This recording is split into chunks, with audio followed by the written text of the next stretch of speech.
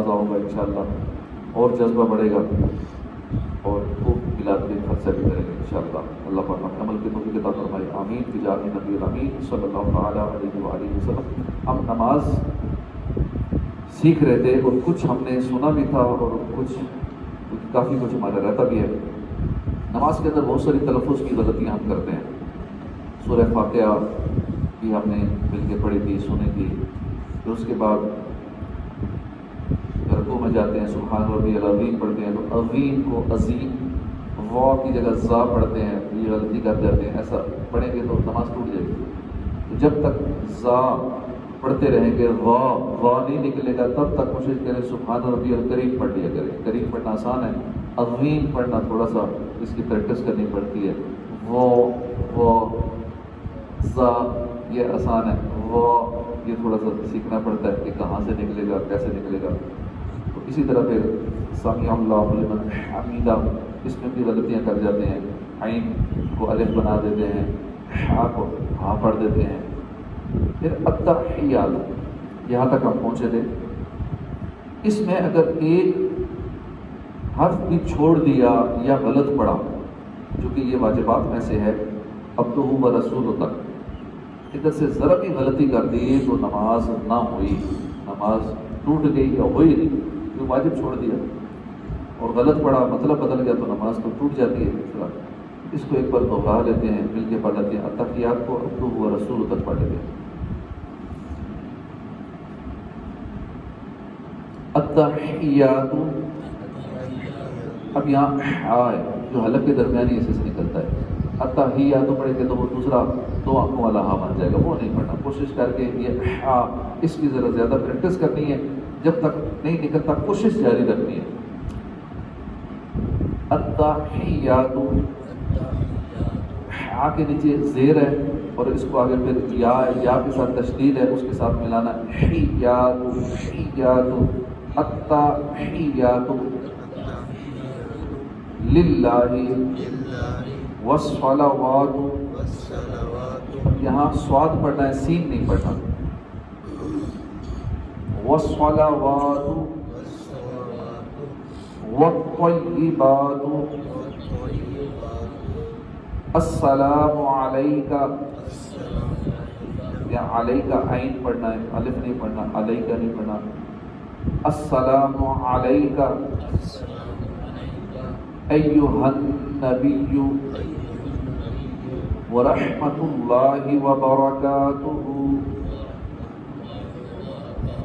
یہاں بھی ہائے ورحمۃ اللہ، ورحمۃ اللہ، ورحمۃ اللہ وبرکاتہ،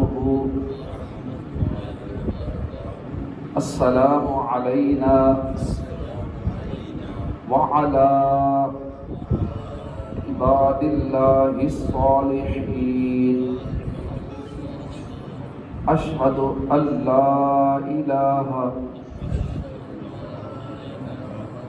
اللہ اس کو تھوڑا سا لمبا کرنا ہے، اشہد ان لا الہ الا اللہ واشہد ان محمدا عبدہ ورسولہ۔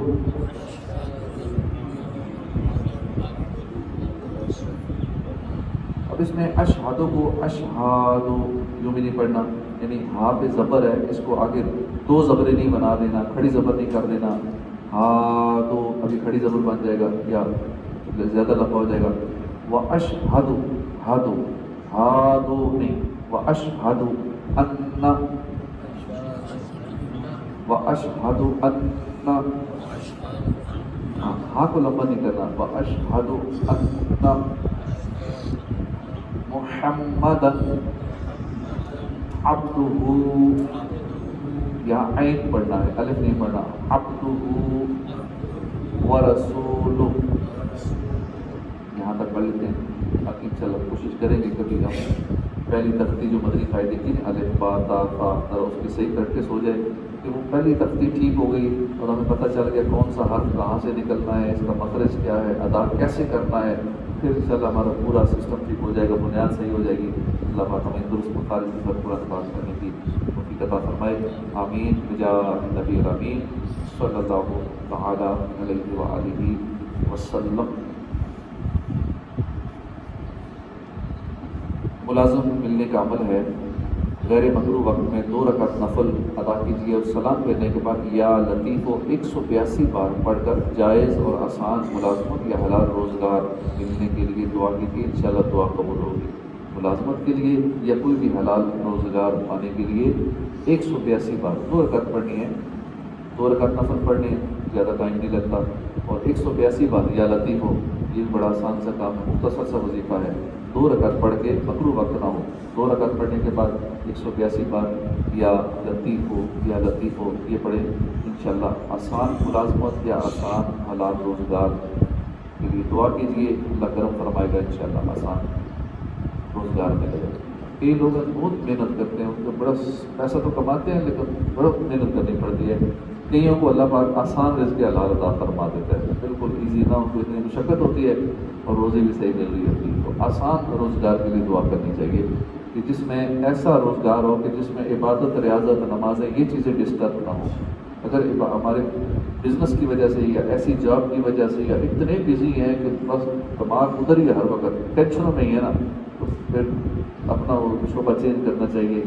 ہمارا زیادہ توجہ ہونی چاہیے نمازوں کی طرف، ذکر و اذکار کی طرف، آخرت کی تیاری کی طرف۔ افراتفری والی لائف چل رہی ہے، دن رات بیزی ہیں، ٹینشن ہے، فکریں ہیں، ہوش ہی نہیں ہے آخرت کی، بس صرف دنیا ہی میں دماغ پھنسا ہوا ہے۔ یہاں بھی دوسرے ملکوں میں بھی لوگ ٹھیک ہے بظاہر لاکھوں کما رہے ہوتے ہیں، 10-10 20-20 لاکھ کما رہے ہیں، لیکن اسی حساب سے وہ بزی بھی ہوتے ہیں، اتنے بزی ہیں کہ سکون ہی نہیں ہے زندگی کے اندر۔ تو اصل کامیابی ہے سکون مل جانا، چاہے تھوڑا مل رہا ہے، بظاہر انکم تھوڑی ہے لیکن ذہن پر سکون ہے، تو سمجھو وہ بندہ خوشحال ہے، جو اپنے حال میں خوش ہے، تھوڑے پہ راضی ہے، جتنا ہے اس نے اسی کے مطابق قناعت کی ہوئی ہے اور اپنے چادر کے مطابق پاؤں پھیلائے ہوئے ہیں، وہ بندہ اصل میں خوش نصیب ہے اور خوش ہے، اور پھر اللہ کی نعمتوں کا شکر ادا کرنے والا خوش ہوتا ہے، جسے پتہ ہو کہ اللہ نے اتنا کچھ دیا ہوا، یہ بھی دیا ہے، یہ بھی دیا ہے، جسم بھی دیا ہے اور بے شمار نعمتیں دی، وہ وہی سوچ سوچ کے انجوائے کرتا رہتا ہے، اللہ تیرا شکر ہے جو یہ بھی دے دیا ہے۔ جو نہیں ہوتا اس کو نہیں سوچتا، کیونکہ وہ 99 اور 1 والا اصول، بادشاہ نے کسی کو نا 100 دیے سکے، یہ گھر لے جاؤ، اب ایک سکہ اس نے کم دیا یا اس سے گم ہو گیا، وہ ساری رات اسے کہا کہ یہ 100 ہے، اس طرح کا وہ اسٹوری، 100 سکے ہیں یہ، اور دیا اس میں سے ایک کم، وہ گھر میں گنا اس نے تو 99 ہے، ساری رات اس نے ایک ہی ٹینشن میں گزار دی، ایک نہیں ہے، ایک نہیں ہے، ایک نہیں ہے، سوئے ہی نہیں ساری رات۔ صبح بادشاہ کے پاس آیا، ساری رات اب نظر آئے گا بندہ سوئے نہیں، جاگا رہا ساری رات، آنکھیں سوجی ہوئی، کیا مسئلہ؟ اس نے بتایا حضور وہی 99 اور 1 والا چکر ہے، کہ 99 تھے، ایک نہیں تھا، اس ایک کے چکر میں ساری رات ٹینشن میں گزار دی۔ ہمارا بھی وہی حال ہے کہ جو لاکھوں کروڑوں نعمتیں ملی ہیں یا بے شمار نعمتیں ملی ہوئی ہیں، ادھر توجہ نہیں، جو ایک آدھ نہیں ہے، یہ چند ایک پریشانی ٹینشن ہے، ساری توجہ پریشانیوں میں رہتی ہے، بیماری کی طرف توجہ رہتی ہے، مال کم ہے، یہ کم ہے، یہ کمی ہے، ادھر توجہ رہتی ہے، جو ملی ہوئی ہیں اس کا سوچ سوچ کے انجوائے نہیں کرتے۔ اس لیے جو اللہ نے نعمتیں دے رکھی ہیں اسی کا سوچ کے اس کا شکر ادا کرتے رہیں، اور جو شکر ادا کرتا ہے لَإِن شَكَرْتُمْ لَأَزِيدَنَّكُمْ، اللہ پاک اس کے نعمتوں میں اضافہ کر دیتا ہے۔ رزق بڑھانا ہے، اللہ پاک کی راہ میں خرچ کرنا شروع کر دیں، رزق بڑھنا شروع ہو جائے گی۔ جو چیز بڑھانا چاہتے ہیں نا وہ دینا شروع کر دیں، دینے سے وہ چیز بڑھتی چلی جاتی ہے۔ اب کچھ بھی دیں گے انشاءاللہ وہ اس میں برکت ہوگی، اللہ پاک عمل کرے۔ اعوذ باللہ من الشیطان